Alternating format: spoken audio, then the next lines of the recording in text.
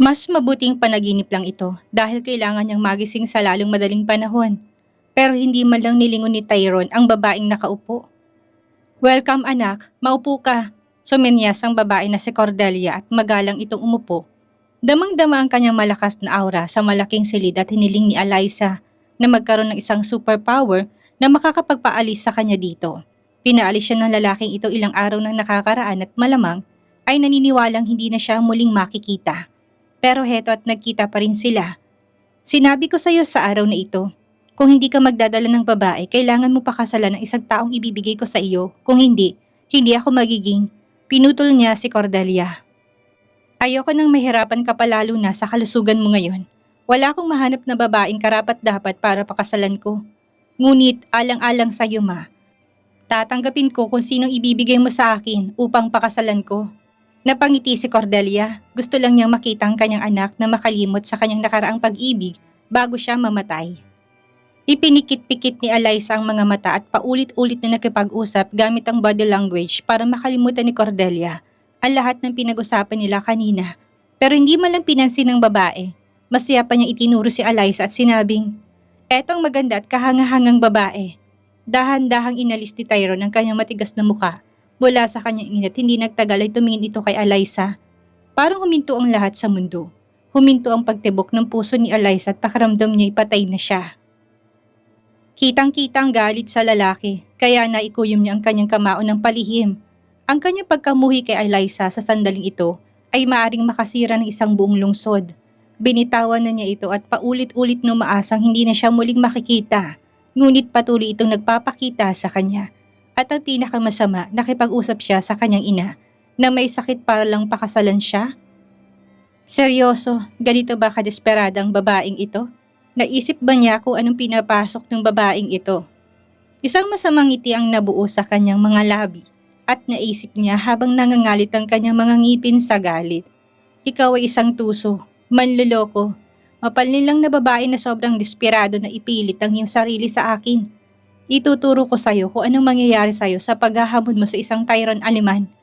Sa oras na matapos na ako sa'yo, magmamakaawa ka para sa kamatayan ngunit walang tutulong sa'yo. Tingnan mo lang." Nang makita ni Cordelia ang ngisi sa mukha ni Tyrone mula sa kinauupuan niya, akala niya ngiti ito at nang tingnan niya si Eliza. Nakita niyang nakayuko siya. Hindi niya alam na bunga pala yun ng takot. Sa halip akala niya namumula siya at nahihiya. "Alam kong magugustuhan mo siya. Napakaganda niya. Hindi ako magdadala sa'yo ng babaeng hindi kagandahan." "Siyempre naman ma," sabi ni Tyrone kay Cordelia na may peking ngiti. Ngunit nag-alab ng galit sa kanya. Sa totoo lang, naisip niya na buti na lang at pakakasalan niya ang babaeng ito. Magagawa niya itong parusahan ng husto at gawing miserable ang buhay nito. Gusto niyang mapalapit sa kanya, hindi ba? Makukuha niya yon, ngunit magkakaroon ng miserableng buhay kasama siya. "Eliza, hindi ba sinabi ko sa'yo na matutuwa siya sa'yo?" Masayang tanong ni Cordelia kay Eliza.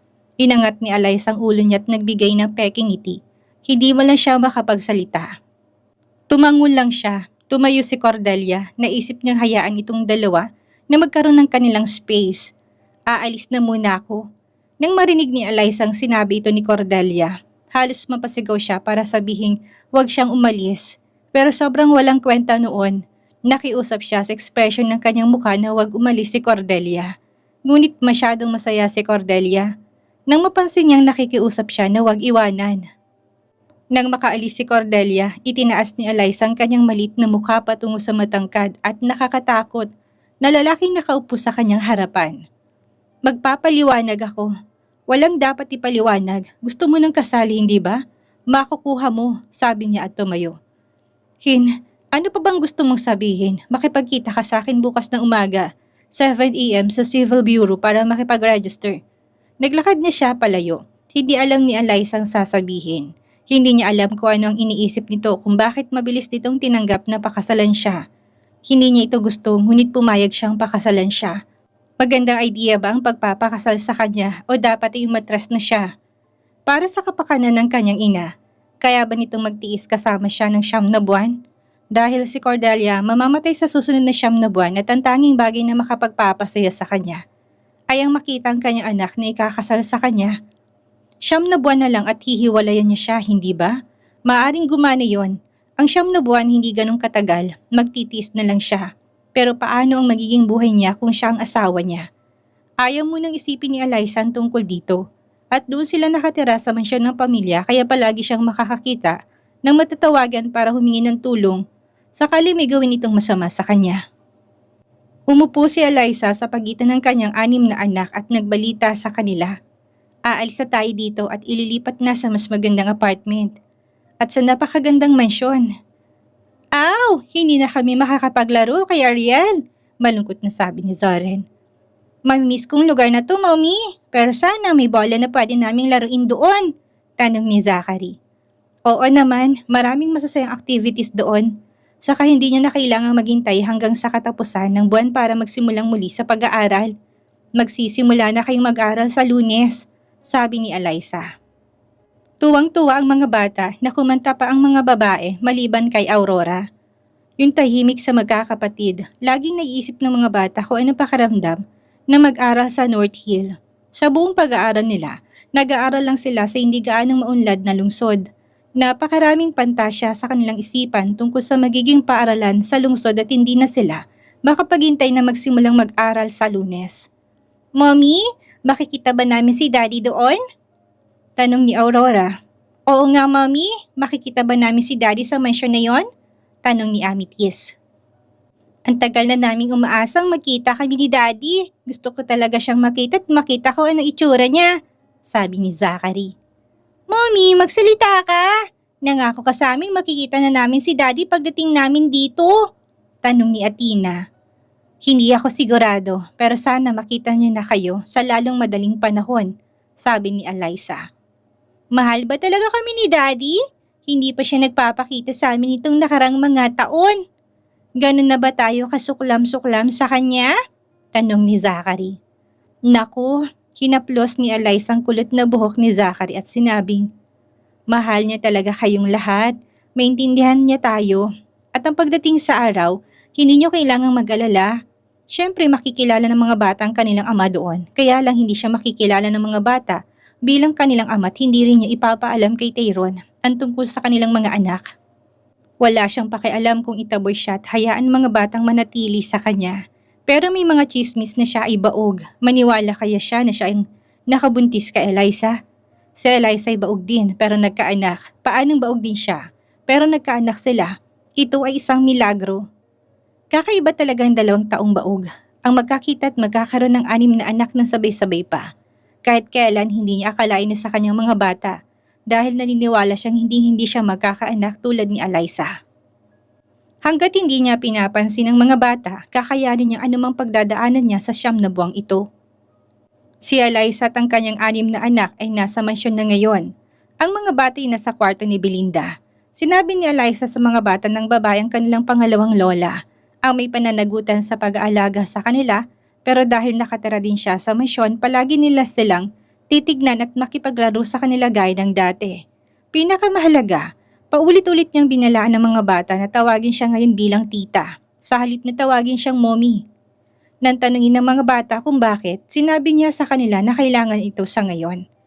Mapoprotektahan daw silang lahat kung gano'n ang itinutukoy nila at lahat sila'y sumang-ayon kahit hindi nila lubos na maunawaan ang dahilan kung bakit gusto ng kanilang ina na siya itawagin nila bilang tita mula ngayon. Ngunit hanggat silang lahat ay protektado, gagawin na lamang nila.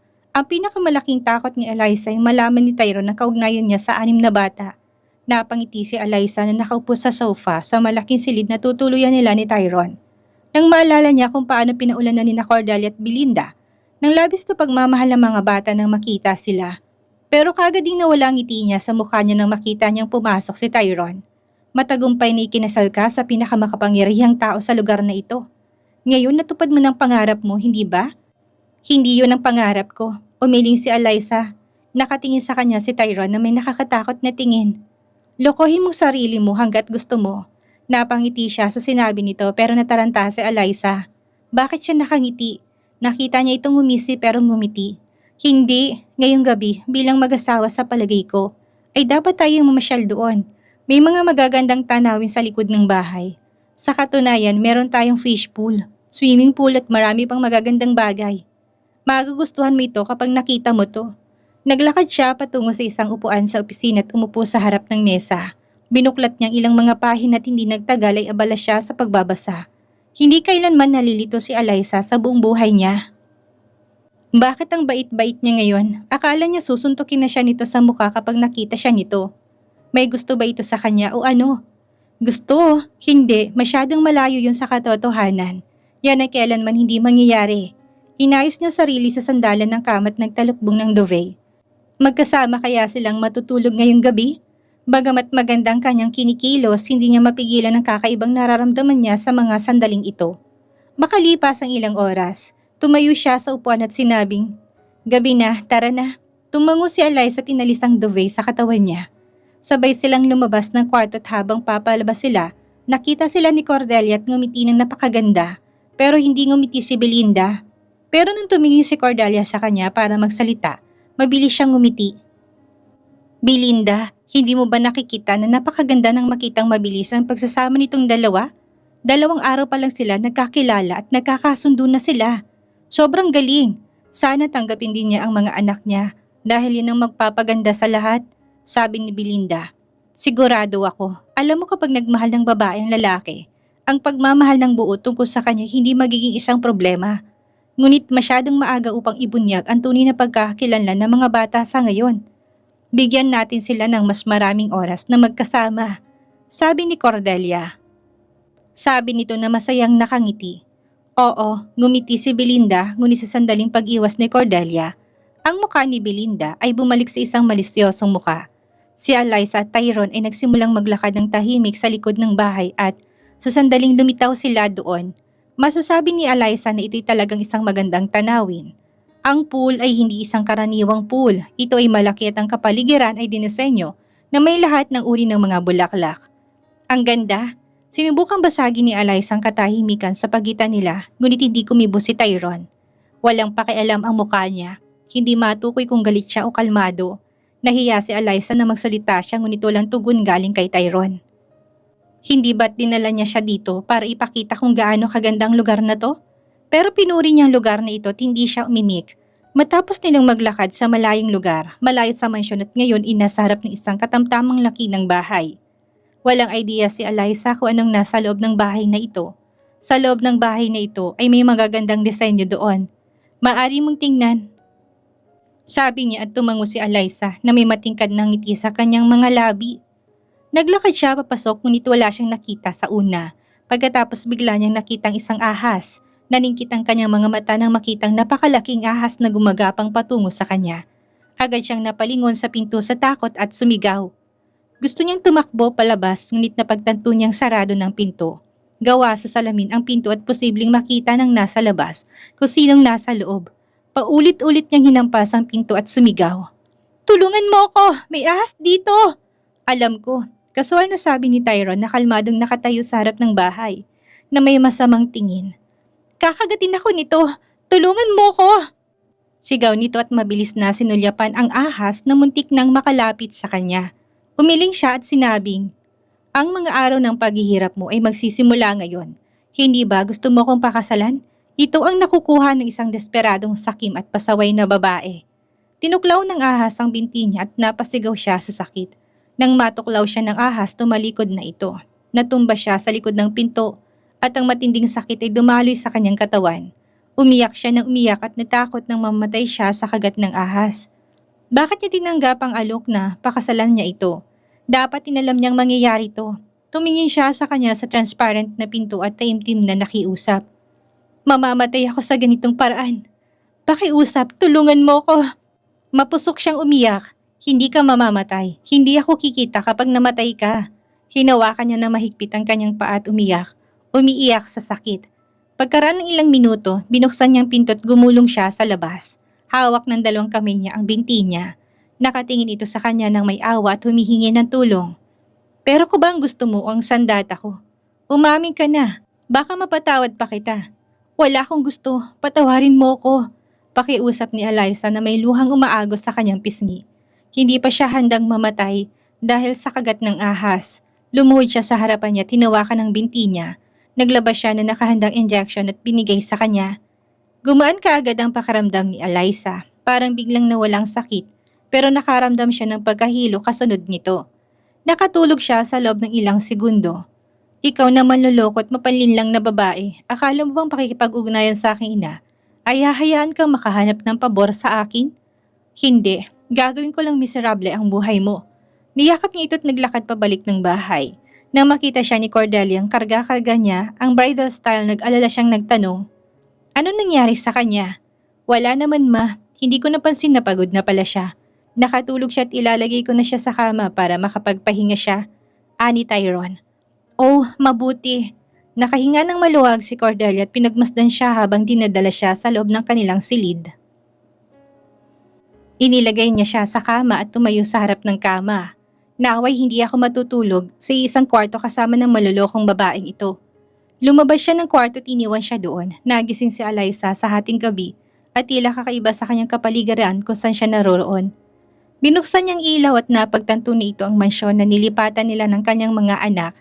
Nang maalala niyang nangyari noong nakaraan, muling lumundag ang puso niya at naisip niya kung gaano siya kawalang puso na hinayaan siyang tuklawin ng ahas. Dapat niyang malaman na naglalagay lang ito ng bitag para sa kanya kapag hindi normal ang pagkakaroon ng mabuting loob nito. Pakitang taong ginawa niya para sumunod ako sa kanya. 9 na buwan pa, bumili sana ng panahon. Sana araw pa lang at pagod na siya, napaisip si Alyssa. Ngunit sandali, bakit wala siya dito? Kinumpirma ni Alyssa nito ay 3 AM na ngunit wala rito si Tyrone. Hindi ba dapat sa isang kwarto sila natutulog? Tumayo siya at lumabas ng kwarto niya patungo sa kwarto ni Belinda. Pinihit niya ang knob at pumasok. Nakita niyang kanyang mga anak na nakakalat sa king-size bed. Si Belinda ay natutulog sa isang hiwalay na kama. Ang silid ay sapat na upang maglaman ng 15 tao. Sinuri niya ang kanyang mga anak at nang makita niyang maayos na sila, hinalikan niya silang lahat sa kanilang noo. At ipinangako sa sarili na titignan sila sa umaga bago sila ihatid ng driver na tinilagang maghahatid sa kanila sa paaralan. Ang mga anak niya ang lahat sa kanya. Lumabas siya ng kwarto ni Belinda at bigla niyang nakitang may lumabas ng kwarto. Wala siyang idea kung sino ang taong ito. Mabilis siyang naglakad papasok sa kanyang silid at nakita niyang ganun pa rin naman ang lahat. Si Tyrone kaya yun o ibang tao. Sinigurado niyang nilak niya ang pinto bago bumalik sa kama. Kinaumagahan nang lumabas si Tyrone sa kanyang silid, nakasuot ng itim na suit. Nakita niyang kanyang pangalawang ina, si Belinda, na inilabas ang 6 na kaibig-ibig na mga bata suot ang kanilang uniform sa paaralan. Talagang pinagpala ng Diyos ang babaeng ito, naisip ni Tyrone sa kanyang pakipagkita kay Belinda na kararating lang din. Sinabi sa kanya ni Belinda na nanganak siya ng mga sextuplet 1 taon bago namatay ang kanyang asawa at pinaniwalaan niya ito. Nakatira siya kay Belinda nung bata pa siya. Na mga 4 na taon dahil sa panahong yon, pare-pareho nag-aaway ang kanyang mga magulang na nakaapekto sa kalusugan ng kanyang pag-iisip. Kaya kinailangan niyang lumayo sa kanila at bumalik lamang pagkatapos na maayos ang lahat. Napakabait ni Belinda sa kanya noon. Hindi siya nito binastos o pinagsalitaan ng masasakit na salita. Ito ang dahilan kung bakit ginagalang pa rin niya ang babae at natutuwa na sa kalaunan naging mabunga to. Ma, tinawag niya si Belinda at hindi natagal ay naabutan siya ng 6 na bata. Hey anak, hinawakan ni Belinda ang pisngi niya gaya ng ginagawa niya nung bata pa siya. Naniniwala kung maganda ang unang gabi mo kasama ang iyong asawa. Opo ma, sagot niya na may matingkad na ngiti. Late nang nagising si Alyssa at nang tingnan niya ang oras, alam niyang napasok na ang mga bata sa paaralan. Kaya na hindi nagsusuklay o nagbibihis. Nagmamadali siyang lumabas sa kanyang bagong gising na estado at nagmamadaling tinungo ang napakalaking sala para lamang tingnan si Tyrone kasama si Belinda at ang 6 na bata. Matalimang tingin ng 6 na bata kay Tyrone na parang may pinagmamasdan. Kitang-kita ni Belindang malinaw na pagkakahawig ng mga lalaki at ni Tyrone, ngunit hindi talaga nilingon ni Tyrone ang mga bata sa kabila ng katotohanang nakatingin sa kanya mga bata. Daddy! Biglang tawag ni Zachary at muntik nang ibaon ni Alyssa ang sarili. Anong nangyari sa mga batang ito? Bakit nila tatawagin ng isang taong una nilang nakita ng daddy? Siya bang daddy natin? Bulong ni Zoren kay Zachary. Hindi mo ba nakikitang kamukha niya kayo ni Ezekiel? Sumagot si Zachary at pinatunayan din ni Zoren. Siya ba talagang daddy namin? Napaisip si Zoren at bumulong kay Ezekiel. Alam mo bang matangkad na tito na to ay ang ating daddy? Kung siya nga ang daddy natin, titignan niya tayo pero hindi niya lang tayo pinansin, sabi ni Ezekiel. Sinudya pa ni Tyrone si Zachary na tumatawag lang sa kanyang daddy at saka ngumiti ulit kay Belinda. Papasok na ako ma. Magalang siyang naglakad palayo. Si Eliza na kanina pa sobrang kinakabahan ay tumakbo ng mabilis papunta sa kanila. Zachary, bakit dading tinawag mo sa kanya? Ha? Galit siya sa kanya pero pinipilit niyang kumalma. Nakita ni Zachary ang galit at takot ni Eliza. Agad siyang umiyak. Kumalma si Eliza. Sorry anak, lumapit siya at pinakalmang anak. Tito niyo lang ang lalaking yun, hindi mo daddy yun. Pwede niyo siyang tawagin tito pero hindi daddy, okay? Tumango si Zachary bilang tugon. Binati ni Eliza si Belinda at pagkatapos makipagpalitan ng ilang salita, binati niyang kanyang mga anak at inihatid silang lahat sa kotse habang nakikipagbiruan sa kanila. Ipinangako niya sa kanilang lahat na bibili sila ng ice cream at chocolate oras na sila'y bumalik. Na sobrang saya, pinagmamasdan sila ni Eliza habang pinapaalis sa sasakyan ang mga bata. Tumalikod siya at naglakad papasok. Bagamat ang pangangailangan ng kanyang mga anak ay natutugunan na ng pamilya at ang mga pagkain ay madaling makuha sa bahay. Hindi niya naramdaman na manatili na lamang sa bahay mula umaga hanggang gabi nang walang ginagawa. Ang pagtatrabaho ay magbibigay sa kanya ng pakaramdam ng kalayaan at gusto niya lang maging malaya. Hindi siya umaasa sa sinuman sa nakalipas na 6 na taon at hindi ito yun mangyayari ngayon. Tinignan niyang kanyang mail upang tignan kung may kumpanya nagpadala sa kanya ng mensahe. Ngunit walang anumang bagong mensaheng natanggap, kaya nagpasya siyang maghanap ng trabaho. Nang makalabas siya ng bahay, minungkahi ng isa sa mga driver na ihatid siya saan man siya pupunta. Ngunit magalang siyang tumanggi. Sumakay siya ng taxi at pagkatapos nakakita siya ng isang construction site. Alam niya na maraming construction site ang palaging nangangailangan ng trabahador o mga tao na kahit papani marunong sa gawain. Hanggat kaya niyang magtrabaho at kumita, hindi siya tututol. Bumalik sa isipan niya ang ahas na kumagat sa kanya kahapon. Paano ba naman wala na siyang nararamdamang kahit na anong sakit? Hindi nagtagal ay lumabas na siya ng taxi at sumunod sa engineer.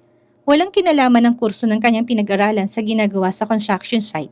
Ngunit nang makitang engineer, ang kanyang kagustuhang magtrabaho, hiniling niya sa kanyang sumali sa mga karpentero na abala sa pagdadala ng mabibigat na buhangin at semento mula sa isang pwesto at patungo sa isa pa. Tinanong niya kung meron pang hindi gaanong nakaka-stress sa trabaho na meron, ngunit sinabi sa kanya na lalaki na yun lang ang trabahong available sa ngayon. Naisip niya ng kalahating tinapay ay mas mabuti kaysa wala, kaya sumali siya pagkatapos nilang magkasundo sa presyo na babayaran siya kada oras. Makalipas ang ilang oras, 2 lalaking sumulpot sa kanyang likuran nang magbubuhat na sana siya ng mabigat na buhangin sa kanyang ulo. Lumingon siya sa kanila na may pagtataka, natingin at nagtatanong, paano ako makakatulong sa inyo? Sa pagkakataong ito, pawis na siya, tinamaan pa siya ng sinag ng araw.